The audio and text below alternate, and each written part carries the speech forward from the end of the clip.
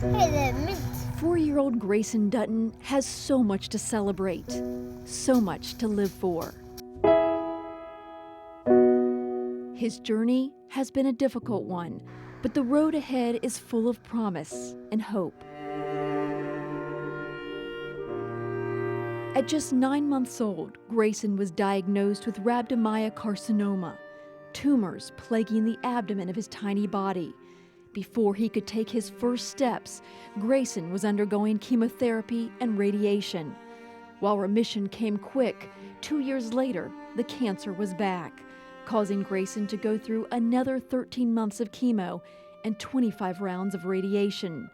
The burden has taken a physical and emotional toll. You know, although we break down, and we just got to stay strong and put on our tough faces for him so he stays tough.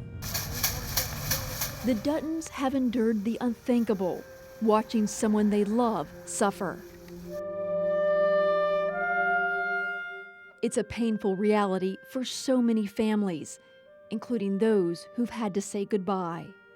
It's been difficult. We're blessed to have each other and to have our family. This past spring, Kelly Miller lost her year-long battle with melanoma. A beloved first-grade teacher at Betty Weaver Elementary, Kelly was her students' biggest cheerleader. To her own family, she was the doting, devoted mother and dedicated, loving wife. Even though this has, been such a difficult thing to go through, and I hurt so much for our family and her friends, and I hurt so much for her as well and everything that she's missing out on, I'm able to take a lot of comfort each day in the fact that she got to be my mom and I got to be her daughter. And I would, take 27 years with her versus 50 with anyone else. Last year, 1.6 million people were diagnosed with cancer. 600,000 of those lost their battle. For survivors, cancer is a life changer. It becomes about love, and that message is something that I've wanted to convey since.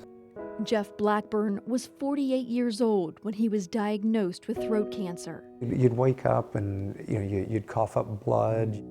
As a dentist, he knew his chance of survival was 50-50. You couldn't swallow, I lost my voice. And he knew the months of radiation and chemotherapy would be difficult for him and his family.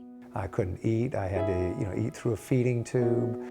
Jeff's miraculous recovery is the reason he shares his story, the reason he continues to fight for others. It is what compels me to share my own story. I was 38 years old and 14 weeks pregnant when I was diagnosed with invasive cervical cancer.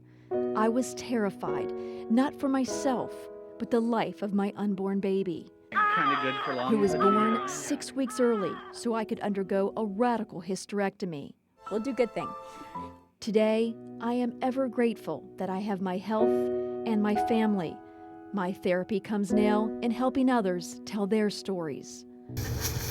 This month, Grayson received his last chemotherapy treatment. With our help and God's, we can see to it that his future is brighter.